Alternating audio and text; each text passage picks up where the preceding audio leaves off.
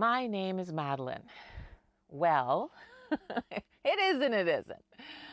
My in real life name, for the purpose of the I Am Madeline podcast and for articles that have been written about me and other news pieces that are coming, we've had to create a pseudonym because my medical providers, when the first article came out last, spring, I guess, a year ago, I don't know, 18 months ago, I can't even remember. Anyway, when this was first floated as an idea,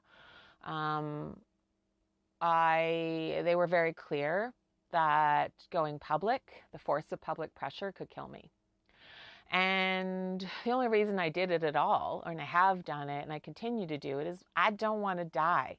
And I am going to die. When I run out of my debt window, and now my friends started a GoFundMe last December, which I was never happy about. I was like, you want me to beg for my life on the internet?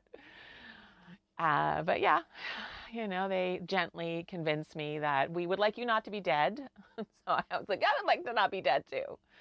But when I stop being able to do the oral and intravenous scaffolds that sort of kind of hold me together, they don't make me better. They aren't cures. They won't work for all mitochondrial disorders or all post-viral syndromes. And for me, that contains the constituent elements of what is currently being called myalgic encephalitis, which I consider to be a mitochondrial disorder, fibromyalgia, which is a kind of overactivity in the brain, the body is oversensitized or overreactive, I guess is a better way of saying it, to external stimuli, which can range from amplification of pain to lights and audio hyperactivity. Like light will become quite painful for me, and sound will as well sometimes. And then for me, I have an immune deficiency. So for many people, that is some sort of immune problem. The COVID-19 long haulers are 100% seeing it. Hello to the land of ME. I'm very sorry that you're experiencing this and you're hitting a system that has absolutely abdicated on your illnesses. This is a 40-year battle I've been waging. And the fourth pillar, I'm almost forgetting, is multiple chemical sensitivity. So I was 12 when the first round of mononucleosis struck, and that is the Epstein-Barr virus, part of the herpes simplex family, which has long been known or suspected to be a precursor to mitochondrial disorder and to post-viral syndrome. I got my second round of mono at 30. You're not even supposed to get it twice. The first round broke my immune system. I became the girl with all the infections. I was occasionally not infected, and I will go into more detail in that later. This is just a quick overview. Because all of this is confounded by my dyslexia. I am a neuroatypical girl, and it looks very much like the fibromyalgia is interacting in some very large ways with the dyslexia, which is another kind of hyperactivity of the brain. It takes 5 times more energy for the dyslexic brain to sort of work, and it isn't just in regards to reading. There's dyscalculia, it looks like, as well. But also, because it eats so much energy, with the second round of mono, I ceased to be able to long form read. It just disappeared. I couldn't read books anymore. I couldn't make any sense of it. And as I've deteriorated, reading and writing will actively amplify pain. I have sort of a short window I can do them within, and actively eat energy and capsize me quite profoundly. I have applied for MAID. In Canada, that means medical assistance in dying, and have been accepted. The MAID doctors are apparently very familiar with this disease being fatal, which is really frustrating considering the larger system acts like it's some sort of imaginary creature. And we now have something called quality of life. So because the larger system won't acknowledge that I'm already in foreseeable death, we've been forced to qualify on quality of life. But I want to be clear that I'm not giving up, that this isn't some giving up. I am looking at not being able to move or speak or eat, trapped in bed in some poverty care home, in the most horrific conditions, isolated, disconnected from purpose. And none of these are things I can do. and that kind of slow, exorable death in the most horrific pain, because I'll talk about the pain profile being absolutely catastrophic. I actually recently had a conversation with my maid doctor who seems a little surprised that I'm still fighting. She's like excited that I'm still fighting, but most people with the pain profile that I'm experiencing and the deterioration wouldn't keep fighting. And that's not against anyone or for anyone. I am a bit of an aberration. So the other part of it is dyslexics. I am not a linear thinker. Dyslexia is kind of a spectrum, the way autism is a spectrum, and it can be sort of different elements and in different ratios. And while I did learn how to read as a child because of a very special teacher who wouldn't stop trying to figure out how to explain reading to me, the addition of post-viral syndrome, especially the second round of mono, and then even worse as I've deteriorated because of the lack of supports. I'm PWD on assistance, person with disability on assistance. And we are currently $1,000 less per month than a healthy person's minimum wage per month at a 40-hour week. So it costs more to be disabled. And the more I deteriorate, at the beginning of my disability status, some 25 years ago or so, I had about 9-10 health obstacles, and now I have 25 and counting. Each one of those costs money. And about 20 years ago, I found the oral and intravenous supports that really helped me. Back then, it's about a 16th of what I now need. Now my costs are much more on par with other life-threatening illnesses like chemotherapy. Just the chemotherapy itself, just the chemo, not any other supports, is about $100,000 a year. What I currently need to try to restabilize me is somewhere in the range of $100,000 to $120,000 a year. But once you stabilize me, then my expenses should decrease to some extent. But if I had always been supported, my illness would never cost what it's going to cost. And I'm going to talk in the last episode about the current state of affairs of the supports. I'm making this. I'm just about to do the last episode.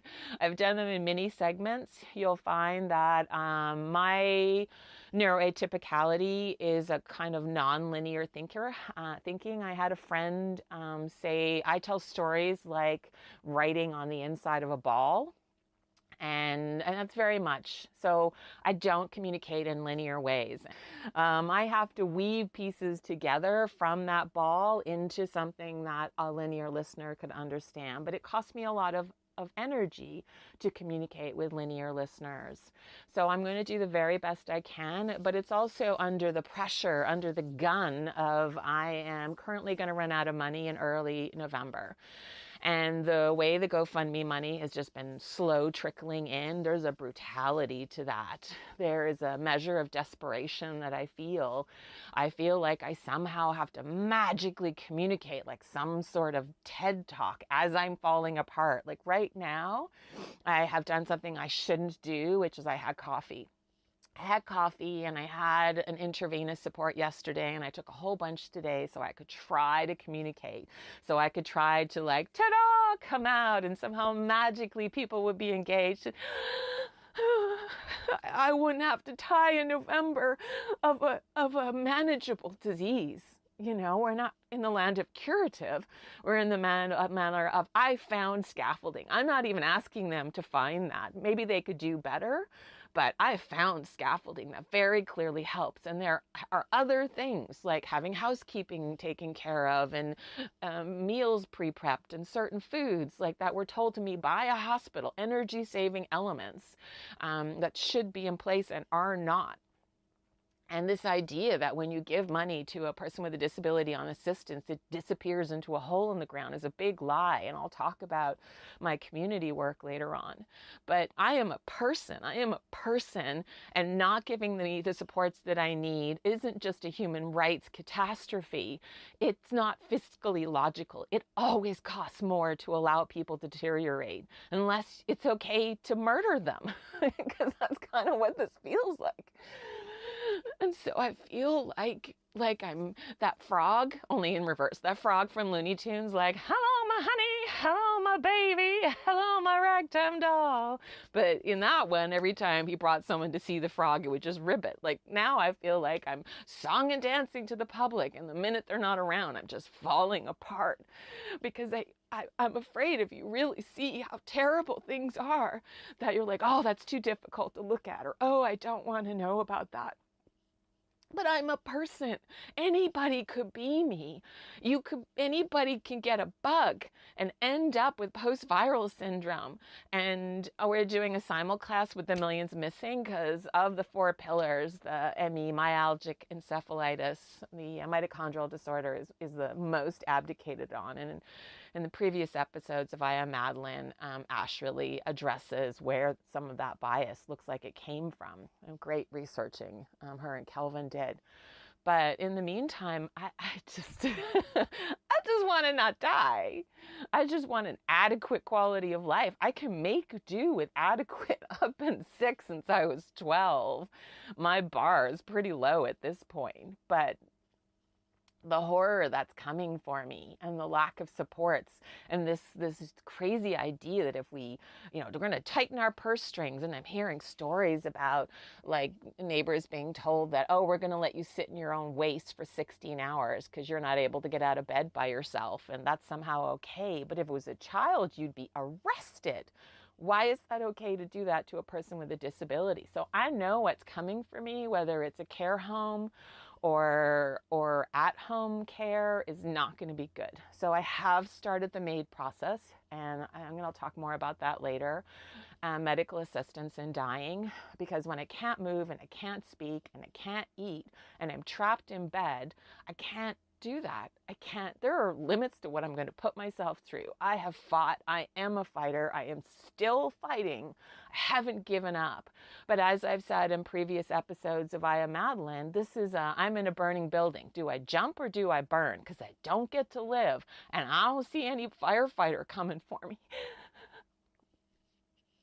So I don't know how to magically communicate. I don't know how to magically get people to care, because if my abled fellow citizens, both in my country and the world, don't care, like, and this could happen to you as easily as breaking a bone. Like, no amount of health. I was healthy as a horse before 12. Like, honestly, it was ridiculous. Immune system of a god. It was crazy. And then one bug just destroyed me. So no one's protected from that. So if you speak up for me, you speak up for yourself.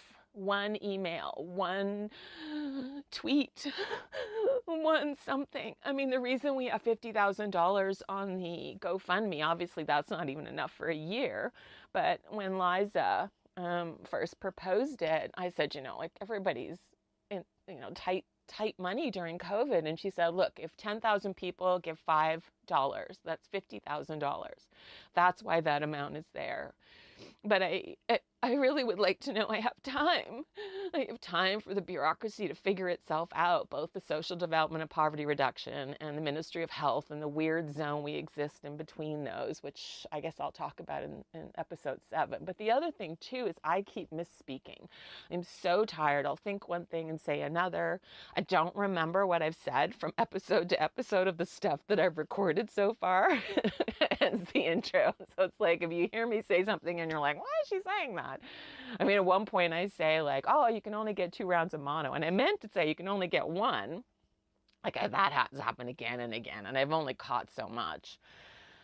So, can you hear the desperation? I feel desperate. I feel scared. But this is not who I am. This is what's happening to me. And in each episode, I want to talk about something that's about me, the real me. And some of it is artsy-fartsy performer girl. This is a little out there. But I recently watched a YouTube video of a young man. So he's in his car, and there's like, this little moment where he's talking to his camera, and he says, I don't want to be an old man and wish I jumped in more puddles. And so then you see him like shoot he's out jumping in puddles. And then it jumps to him back in the car. And he said, this older lady, like this mom, she came up and she said, can I jump in puddles with you? And I was like, sure. He says, well, this woman, she said, can my son come too? And he's like, yeah. And so he really wanted to come and tell his audience. And then it jumps to him and this, sort of a mom type woman, whatever, a mom type. You can tell she's she's a mom. I don't know how you can tell other than he said it. And then sort of an older teen boy. And they're all jumping in puddles and dancing. And I had forgotten. I had forgotten this moment when I was like 18, 19 years old. And, oh, sorry. I should have put myself. I don't know if you can hear the phone ring. Okay. Anyway, jump to, I was 18 or 19 years old. It was August. And me and my friends had decided to go to a beach. It was like a Sunday. No, but none of us were working. And this is in the Maritimes, so our beaches are basically like worn stones. And going to the beach does not involve swimming because you can die of hypothermia. Maybe you like put your feet in for like 10 minutes, otherwise your toes will go numb. Like, welcome to the Maritime summertime. Anyway, but we had so much fun, and it was the drive back, and there was this gorgeous sunset, like painting the sky, all the shades of pink. And then Aretha Franklin, somebody put a cassette tape in. Yes, this was the 80s. Somebody put a cassette tape in, and Aretha Franklin started singing about respect. And the driver pulls over on the shoulder of this like high cliff. And she said, everybody out, we're going to dance. So here we are dancing on the shoulder as the sunset makes the sky pinker and pinker, dancing to the amazing Aretha Franklin, all about respect. And people were driving by and waving and honking at us. And I had totally forgotten about that moment. But that's me. Because I've been sick for so long, I savor every moment. So when I ask you to look at your own vulnerability, to our abled listeners, to really look at your own vulnerability, I'm asking you to savor each moment, savor each second, because you don't know what health is. Everybody could be disabled at any moment. And maybe it's almost inevitable. I've heard it said that we're all of us temporarily healthy. So to listen to my journey is to understand your own vulnerability and to say, I want to know that if this happens to me, I'll be taken care of. I am not okay with a fellow citizen being allowed to suffer unimaginably, deteriorate, and die. I mean, whatever way you're looking at it, from the fiscal irresponsibility to the measure of suffering that people with post-viral syndrome in particular are going through, I hope sharing my story is of some use. I hope it saves my life, but I'm more than a little concerned that this is my epitaph. I'm more than a little concerned that that's what this is. I don't know. I shouldn't have to beg for my life.